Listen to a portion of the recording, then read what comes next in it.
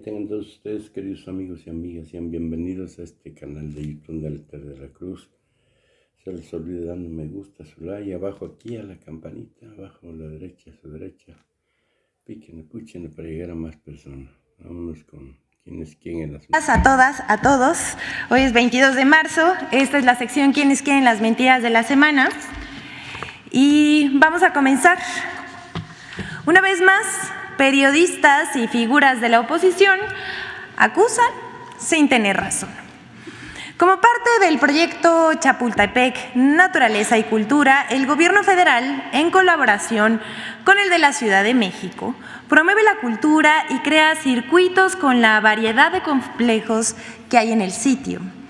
Trabaja en la rehabilitación del medio ambiente, reforestando, rescatando el agua del bosque de Chapultepec, además de conectar las 4 zonas que comprende el más grande bosque urbano en el mundo. 12 kilómetros de manantial a manantial. En el plan de rehabilitación le tocó el turno a la histórica Puerta de los Leones para ser restaurada y pintada. La oposición vio otra cosa y criticó por ignorancia los trabajos. Primero se lijó la pintura vieja y se aplicó primer para proteger el metal. El acabado se le dio con el verde tradicional de las rejas de Chapultepec. Sin embargo, cuando se le aplicó una capa protectora de primer, cuyo color es óxido oscuro, Salvador García Soto, Guadalupe Madrigal, Jesús Martín Mendoza y Luis Rocha diseminaron la mentira de que la Puerta de los Leones estaba siendo pintada de color vino tinto, color oficial, lo cual resultó falso, pero generó una fuerte polémica en las redes sociales. Salvador García Soto, columnista del periódico El Universal, reclamó en un tuit, escuche: la izquierda que tanto criticaba el uso de colores oficiales y la partidización del mobiliario público, hoy se descara y pinta de guinda la reja del bosque de Chapultepec, que por décadas ha sido de color verde. Y aún así, ¿dicen que no son iguales? Respondemos, sí, no somos iguales. Mostrando esta foto que vemos en pantalla de la reja color óxido. Otro usuario, Luis Rocha, se preguntó, ¿qué hizo desaparecer el clásico color verde de la reja? Sin embargo, pues no se quedó en la red social Twitter y por todas las redes sociales. Otros medios de comunicación diseminaron la mentira, tales como Publímetro, Contrarréplica, Diario de Confianza, La Verdad Noticias, Tribuna, Diario de México, entre otros. Así actúa la oposición. Líderes de opinión y medios de comunicación con el afán de desacreditar a este gobierno. No verifican ni investigan. Son capaces de mentir por todo. Como cuando dijeron, ¿se acuerdan?, que las vías del tren se habían comprado oxidadas, las vías del Tren Maya, lo cual resultó un chiste producto de la ignorancia, pero no les importa hacer el ridículo. Vamos con la siguiente. La prensa conservadora se vuelve experto en el uso del fentanilo. El pasado 15 de marzo, el presidente Andrés Manuel López Obrador anunció que se conformará un grupo de expertos para estudiar la posibilidad de sustituir el fentanilo, que según el Centro para el Control y la Prevención de Enfermedades de Estados Unidos, CDC, por sus siglas en inglés, es un opioide sintético 50 veces más fuerte que la heroína y hasta 100 veces más fuerte que la morfina, utilizado como analgésico y para el tratamiento del dolor intenso. En la última década ha crecido el uso de fentanilo fabricado ilícitamente y que es combinado con otras sustancias como la cocaína, heroína o metanfetaminas, lo cual es muy peligroso porque puede causar sobredosis y la muerte. Las muertes por sobredosis de opioides en Estados Unidos en 2021, según esta misma organización, CDC, superaron las 100,000 personas. Se estima que este año, el año 2022, murieron 106,000 personas por sobredosis de opioides. Estas muertes superan las producidas por armas y accidentes automovilísticos. Así de grave es la situación en Estados Unidos. Pero esa epidemia de fentanilo, como llaman algunos expertos en Estados Unidos, fue provocada por una empresa farmacéutica que engañó al público con consentimiento de la FDA de ese país, es decir, con autorización del gobierno estadounidense. La combinación del fentanilo que llega de Asia con otras drogas como la cocaína y las metanfetaminas y la heroína. Pero en estas últimas semanas, políticos de Estados Unidos, republicanos y también demócratas, usan el tema del fentanilo con motivos electorales y culpan a México de sus crisis y de fabricar fentanilo ilegal que llega a su país. Sin embargo, se equivocan. Aquí hay un mapa de la DEA que explica cómo el fentanilo que llega a Estados Unidos, la mayor parte, llega directamente a sus puertos desde Canadá. Solo 1/3 de esa droga proviene de México. Además, parte de los precursores del fentanilo llegan a México desde Estados Unidos. Pero los políticos y conductores de radio y televisión más racistas incluso señalan que los migrantes indocumentados son los que introducen el fentanilo a su país. Indignante.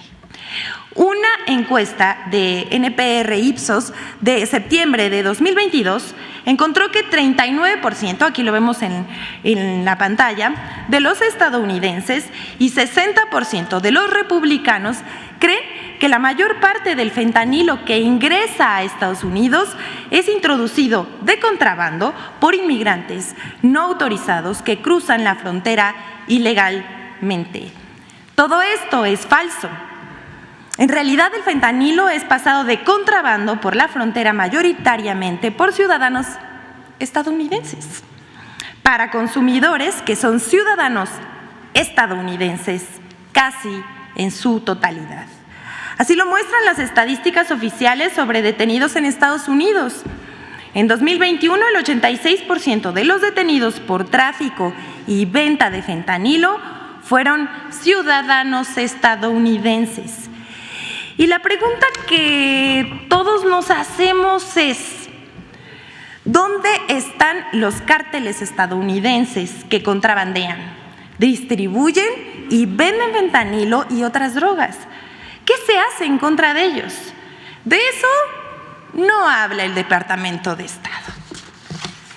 Debido al uso político del tema y los riesgos que conlleva la expansión de su consumo, es interesante la propuesta del jefe del Ejecutivo Federal de que se prohíba el uso de fentanilo en México. Sin embargo, se desató una campaña para cuestionarla y desestimarla en la prensa nacional e internacional, columnistas y conductores de noticias. A ellos se sumaron Reforma, The Washington Post, Sergio Sarmiento, Jorge Fernández Menéndez, Alejandro Hope, Carlos Marín y otros. Ahora estas personas, periodistas y medios de comunicación, son expertos en dolor y en analgésicos para desacreditar lo dicho por el presidente López Obrador, nada más. Sobran calificativos en las columnas periodísticas y en los comentarios que hacen en radio y televisión hacia el mandatario, y faltan argumentos de fondo contra la propuesta. Dicen que solo que el fentanilo es el único que se puede tratar el dolor crónico severo. Eso lo escribe Sergio Sarmiento, experto en dolor. Que en vez de fentanilo, el presidente quiere recetar raíz de jengibre. Publica la editorial de Reforma, Templo Mayor. Fernández Menéndez señala que la prohibición no es la solución para frenar el tráfico de fentanilo a Estados Unidos y que no debe verse como una droga de consumo ilegal. ¿Cómo le explicamos? Por su parte, Alejandro Hope sostiene que el gobierno es prohibicionista. ¿Se acuerdan que este señor Alejandro Job fue uno de los mayores críticos con la prohibición de los vapeadores, pese a demostrar el grave daño a la salud que causan? En fin, Carlos Marín se preguntó ¿qué pasará si la Administración Federal detecta adictos a los antibióticos? ¿Prohibirá la penicilina?, se preguntó. Bueno, esto ya ni como chiste, la verdad. El periódico El Universal llegó al grado de amañar las cifras para golpearle al gobierno. El presidente Andrés Manuel López Obrador afirmó que México no produce fentanilo y que hay muy poco consumo. Pero el 16 de marzo, un día después del anuncio de que se conformará este grupo de expertos para ver la viabilidad de la propuesta, publicó Registra CDMX consumo de fentanilo, en la que consigna engañosamente que cada día de 2022 se registraron 259 consumidores de fentanilo mayores de 15 años. Es decir, 94.535 consumidores este año. Pero esta información es falsa. El gobierno de la Ciudad de México solo tiene registradas 259 personas que consumen una dosis diaria de fentanilo durante el año, no como dice El Universal, y no todos lo hacen de forma ilegal. En fin, hasta aquí con los expertos del fentanilo y el dolor crónico, pero vamos a otra. Las mentiras y muestras de humor involuntario de los conservadores frente a la concentración del 18 de marzo. El pasado 18 de marzo, en la conmemoración de los 85 años de la expropiación petrolera, en el Zócalo capitalino, corazón político y cultural de México, hoy epicentro de la transformación, unos 500,000 personas celebraron nuestra soberanía nacional junto al presidente de la República, Andrés Manuel López Obrador. Fue una verdadera fiesta popular. ¿Podemos poner el video?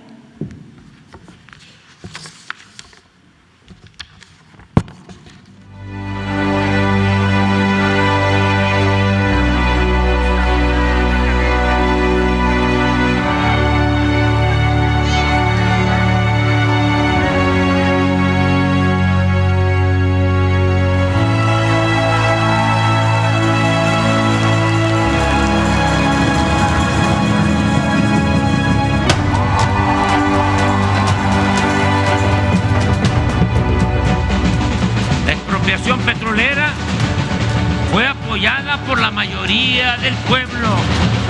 En las fotos de la época se advierte la presencia mayoritaria de gente humilde, hombres y mujeres indígenas, campesinos, obreros, maestros, empleados e integrantes de la clase media baja. Solo con el apoyo de las mayorías se puede llevar a cabo una transformación popular para hacer valer la justicia y enfrentar a los reaccionarios que se oponen a perder privilegios.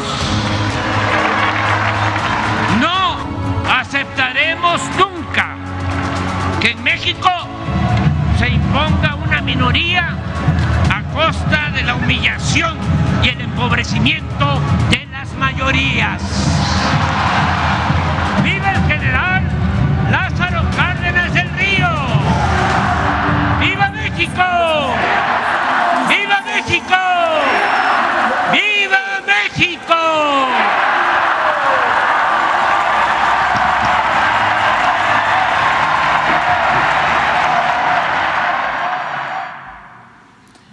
Bueno, solo decir que estas imágenes impresionantes de la marcha del 18 de marzo me recordaron a un tuit que escribió Damián Alcázar, que llenar el Zócalo pasó de moda. Lo de hoy es llenar la Ciudad de México. Y bueno, pues vamos a seguir. Esto que pasó el 18 de marzo, pues a la oposición no le gustó. Y como siempre difundió mentiras, como siempre ocurre. Muy temprano se levantó Pedro Ferriz a publicar ese día que hubo rituales de los brujos de Palacio para invocar entidades oscuras.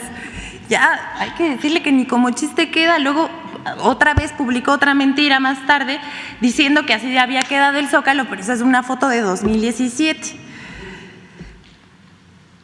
Y bueno, luego, con ayuda de las cuentas que utiliza la oposición para inflar tendencias, comenzaron las acusaciones de acarreo y pago a los asistentes de la concentración. Sin embargo, como es de esperarse, la verdad siempre sale a la luz.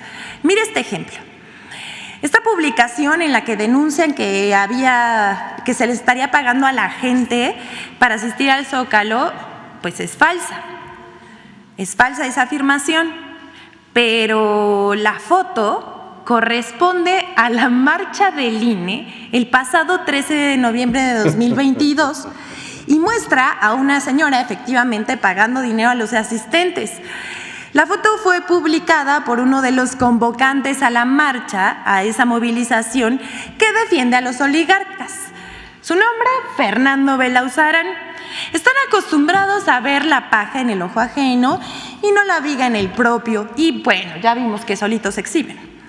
Más tarde, miembros de la oposición como Guillermo Sheridan, Chumel Torres, Sandra Cuevas, Fernando Belauzarán, nuevamente, Pascal Beltrán del Río, entre otros, publicaron una foto de un evento del 1 de diciembre de 2019 en la que aparece en primera fila el expresidente José Mujica. Y los hijos del presidente la usaron como si fuera del sábado pasado por la conmemoración de la expropiación petrolera para acusar incongruencia del presidente y sus allegados. Pese a toda esta guerra sucia que disipan en redes y en medios de comunicación, existe otro lado que la oposición no ve. Es el otro lado de la pantalla del celular, la calle. Y ahí, a ras de suelo, se demuestra de cómo el pueblo de México ya no se deja engañar. Es un pueblo consciente y educado políticamente, que toma decisiones y hace valer sus derechos. Veamos ahora algunos asistentes a la concentración del sábado. Venimos a dar el apoyo al señor presidente de la República y también al aniversario de la exposición petrolera. ¿Qué piensa usted de la política energética del presidente López Obrador? Es muy positivo porque nos ayuda a bajar los precios de la luz, del gas, de las gasolinas, de los díseles, de muchas cosas. ¿Está de acuerdo con que se esté apoyando a Pemex para que ya no tenga pérdidas? ¿Le parece que está bien lo que está haciendo con Pemex el presidente? Yo creo que esa es la mejor inversión para el país, para toda la sociedad mexicana. Oiga, ¿y cómo vino usted? ¿Lo invitaron? ¿Lo obligaron a venir? No, voluntariamente vine a apoyar esta marcha. Le agradezco muchísimo. ¿Qué están haciendo aquí el día de hoy? Apoyando al presidente Andrés Manuel López Obrador y a la Cuarta Transformación. ¿Qué opinas de lo que se conmemora el día de hoy? La expropiación petrolera, que nunca debió haber sido privatizada como la privatizó el Partido Revolucionario Institucional. Buenas tardes, ¿qué está haciendo aquí el día de hoy? Estamos haciendo asistencia al llamado del señor presidente de la República para conmemorar un año más de la expropiación petrolera que se hizo en 1938. Venimos aquí a demostrar que estamos unidos, que estamos felices, a celebrar y avisar que no es una cosa chiquita, venimos de muchos estados. Yo vengo de Guerrero. ¿Y los acarrearon como dicen los conservadores? No, realmente de hecho yo soy Nini. Oye, ¿y ustedes son acarreados? ¿Alguien les pagó algo? Sí, Andrés Manuel López Obrador me pagó con devolverle la dignidad a los pueblos originarios, me pagó con las despensas a los ancianos, a las personas de la tercera edad, a los niños, me pagó con todo lo que hace para México, me pagó con cómo defiende a nuestro país. Es un presidente que tiene los pantalones bien puestos a tener amor propio, a defender a nuestro país, a estar súper orgullosos. Entonces, con eso me pagaron. ¿Y hoy por qué se están manifestando o qué es lo que están defendiendo hoy?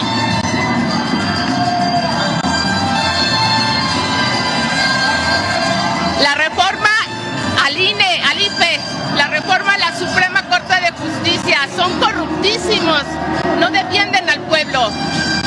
Lo que dijo Murayama, el pueblo no existe, pues el pueblo sí existe y estamos con AMLO y nadie nos paga más que AMLO con todo su amor por nosotros. Oye, ya va a empezar a llover, ¿aún así se van a quedar? Sí, ya traigo aquí para ponérmelo. Con todo apoyamos a AMLO porque él nos apoya a nosotros. ¿Se llama? Nancy Cano. Muchísimas gracias. Venimos de Guayaquil, Ecuador, Órale, ¿y se vinieron específicamente para la marcha? No venimos específicamente. Venimos a pasear y a conocer. De vacaciones, pero vemos la oportunidad de la convocatoria que hizo el presidente y vemos todo este entusiasmo, el llamado del presidente, y el pueblo es convocado, el pueblo asiste sin ser acarreado, sino por convicción, por voluntad, porque ha visto un cambio en México en las políticas internas y externas. Ha sido más claro. De la oposición que no somos iguales, nosotros no somos acarreados, no nos pagan, venimos por convicción y venimos por amor, no porque nos paguen como ellos que tuvieron que jalar un chingo de gente que no sabían ni a qué venían. Nosotros sabemos a qué venimos, a celebrar la expropiación petrolera y a decirle al presidente que lo amamos, porque él, como los héroes que nos dieron patria, vino a rescatarla. Bueno, esas son las muestras. Todavía no acabo.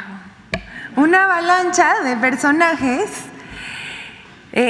Para concluir esto, una avalancha de personajes se han pronunciado que en esta marcha sobre la efigie de la ministra Norma Piña y han condenado que hayan quemado su figura. Hablan de violencia de género, de amenazas, de poner en riesgo a la ministra.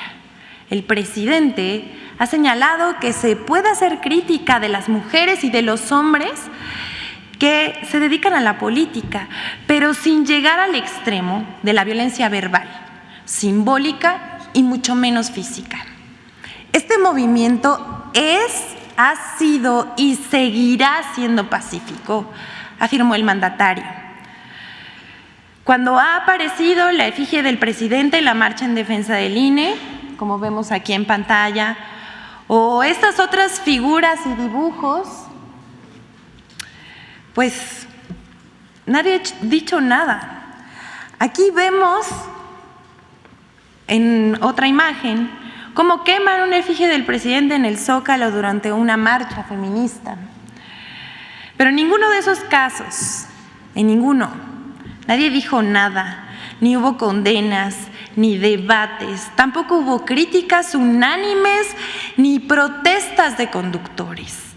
Pero ahí la dejamos, sin antes mostrar este video que hacemos en colaboración con Infodemia sobre los mensajes de odio de la derecha y de los medios contra el presidente de la República, Andrés Manuel López Obrador.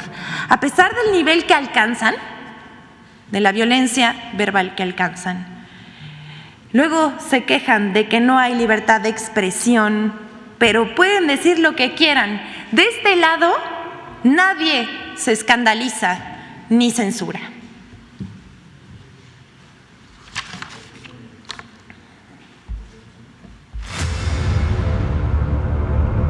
El odio genera desinformación. El odio busca estigmatizar a los adversarios y reducirlos a categorías infrahumanas. El famoso peligro para México, utilizado en 2006 contra Andrés Manuel López Obrador, ha sido sustituido por el catálogo del discurso de odio. 1. Llamados a la eliminación. Actores de la oposición han hecho llamados a la violencia, como el del historiador Francisco Martín Moreno, quien en octubre de 2020, en una entrevista con Pedro Ferriz de Con, aseguró que quemaba vivo a cada uno de los morenistas en el Zócalo capitalino. Pudiera regresar a la época de la Inquisición, yo colgaba a cada uno de los, quemaba vivo a cada uno de los morenistas en el Zócalo capitalino, Pedro, te lo juro. O el publirelacionista Carlos Alarraqui, quien en uno de sus espacios dirigió una carta a la mitad del país, a los que odian a Andrés y a la mentada 4T. También Gilberto Lozano, líder de Frena, ha aparecido en redes sociales en un video donde se le ve sosteniendo una cabeza falsa del presidente López Obrador sobre una charola. El expresidente Vicente Fox es otro personaje que ha hecho llamados al exterminio.